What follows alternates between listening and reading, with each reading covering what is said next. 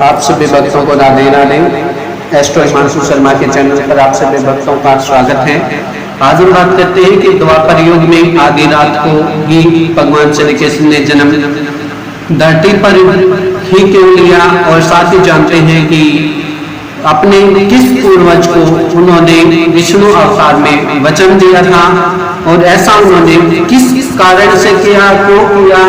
इन्हीं सभी पॉइंटों को लेकर आज हम चर्चा करने वाले हैं। तो श्री कृष्ण जी ने आधी रात को क्यों लिया था जन्म, तो इस पर बात करें कि श्री कृष्ण ने द्वापर युग में जन्म लिया था। जैसा कि हिंदू पंचांग के अनुसार बताया गया है कि कृष्ण ने भाद्र पक्ष की कृष्ण पक्ष की अष्टमी तिथि रोहिणी नक्षत्र में जन्म लिया। भगवान भगवत पुराण के अनुसार विष्णु अवतार में उन्होंने चंद्र देव को वचन दिया था कि वे उनके प्रकाश में आधी रात को ही जन्म लेंगे। कृष्ण चंद्रवशी है, इसलिए चंद्र देव को उनका पूर्वज माना जाता है।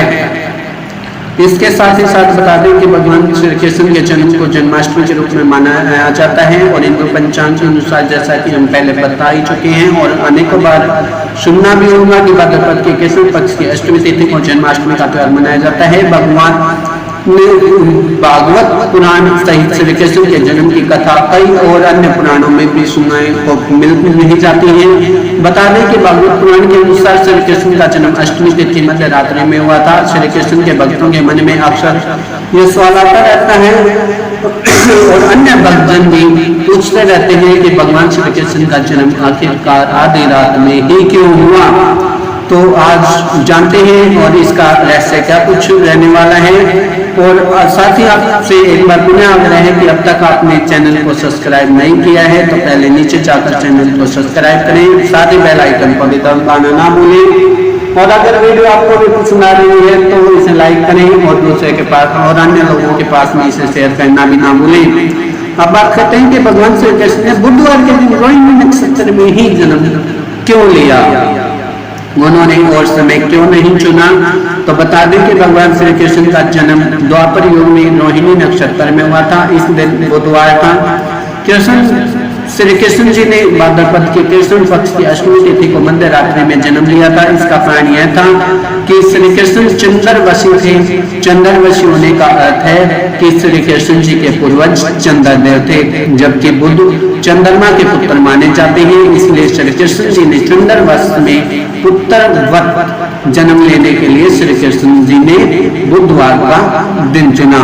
अब बात करते हैं कि भगवान श्री कृष्ण ने क्यों चुना यह दिन, मतलब कि बुधवार को ही क्यों चुना। बात करते हैं कि भागवत पुराण में भी लिखा गया है कि जन्म कथा के अनुसार भगवान श्री कृष्ण ने रोहिणी नक्षत्र में जन्म लिया था। रोहिणी चंद्रदेव की प्रिय पत्नी और नक्षत्र भी है। वही अष्टमी तिथि को माता शक्ति का प्रतीक माना जाता है। इस कारण से भगवान श्री कृष्ण को शक्ति स्वरूप और परम ब्रह्म कहा जाता है। भगवान श्री कृष्ण संपूर्ण ब्रह्मांड को स्वयं में समेटे हुए है। अब बात करते हैं कि अपने पूर्वजों की उपस्थिति में श्री कृष्ण ने जन्म क्यों लिया। मतलब कि कहने का अभिप्राय यह है कि अनेकों भक्तों के मन चंचल होते हैं, उनके मन में ये बातें आई जाती हैं कि उन्होंने अपने पूर्वजों की ही उपस्थिति में श्री कृष्ण जी ने जन्म क्यों लिया। तो उस बात से भी आज हम रूबरू करवा देते हैं कि पौराणिक कहानियों के अनुसार भगवान श्री कृष्ण जी ने रात्रि काल में इसलिए जन्म लिया था क्योंकि चंद्रमा रात्रि के समय संपूर्ण जगत को प्रकाशमान करता है और चंद्रवशी श्री कृष्ण ने अपने पूर्वज की स्थिति में धरती पर जन्म लेने के कारण उनका यह पहल चुना। इस कारण से जन्माष्टमी के व्रत को चांद निकलने के बाद और उनके दर्शन करने के बाद ही पूर्ण किया जाता है। अब बात करते हैं कि श्री कृष्ण ने चंद्रदेव की इच्छा को पूरा क्यों किया। तो पुराण कार्यों के अनुसार चंद्रदेव की यह इच्छा थी कि विष्णु जी का जब वे पृथ्वी पर अवतार ले तो वे चंद्रदेव के प्रकाश में ही धरती पर आए, जिससे कि चंद्रदेव प्रत्यक्ष रूप से उनके दर्शन कर सके। इसलिए जब श्री कृष्ण जी का जन्म मध्य रात्रि में हुआ तो संपूर्ण वातावरण प्रकाशमान हो गया था और संपूर्ण वातावरण में सकारात्मकता छाई हुई थी। अब बात करते हैं कि श्री कृष्ण के जन्म की क्या कुछ कहानी बताई जा रही है। तो द्वापर युग में मथुरा का राजा कंस था। असल में कंस एक अत्याचारी राजा था। उसने अपने पिता भोजवंशी राजा उग्रसेन को छल से राज सिंहासन से उतारकर खुद मथुरा पर राज करने लगा। कंस की एक बहन देवकी थी, उसने देवकी का विवाह यशुवंशी राजा वासुदेव के साथ कराई थी।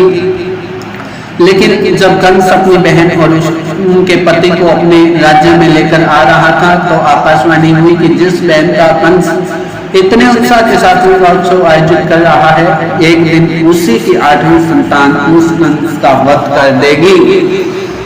यह सुनकर कंस ने अपनी बहन देवकी और उनके पति वासुदेव को कारागार में डाल दिया। काल कोठरी में देवकी वासुदेव जी की 7 संतानों को कंस ने निर्दयता से मार दिया। इसके साथ ही वासुदेव जी के 54 मिस्र के हरि ने आकर उन्हें कंस के काल यानी 8वीं संतान को बचाने का मार्ग बताया। अब बात करते हैं कि श्री कृष्ण ने कंस का वध करके सभी को न्याय दिया। यह किस प्रकार से संभव है कि बता दें कि जब देवकी और वासुदेव जी की 8वीं संतान हुई थी तो उन्होंने प्रभु से यशोदा और नंदलाल जी के घर जाकर अपनी 8वीं संतान को उन्हें सौंप दिया था और यशोदा जी से उनकी नवजात कन्या को लेकर कारागार में वापस लौट आए थे। जब कंस को अपनी बहन की 8वीं संतान होने की सूचना मिली तो वह उस संतान को मारने के लिए काल कोठरी से में आया, लेकिन जैसे ही उसने उस कन्या को हाथ में लेकर मारने की कोशिश की, बच्ची उसके हाथ से छलकर हवा में एक देवी के रूप में प्रकट हुई। यह देवी कोई और नहीं योग माया थी। आगे चलकर श्री कृष्ण जी को यशोदा जी और नंदलाल जी ने पाला और श्री कृष्ण ने मथुरा आकर कंस का वध करके सभी लोगों को उनके अत्याचारों से मुक्त कराया। इस प्रकार की कहानियां आप सभी जानते भी हैं और उम्मीद करते हैं कि आप जिका जो सेशन रहा वो काफी रहस्यों को उजागर करने वाला रहा होगा। इन सभी जानकारियों के साथ हमारे संग जुड़े रहिए। पंडित हिमांशु शर्मा।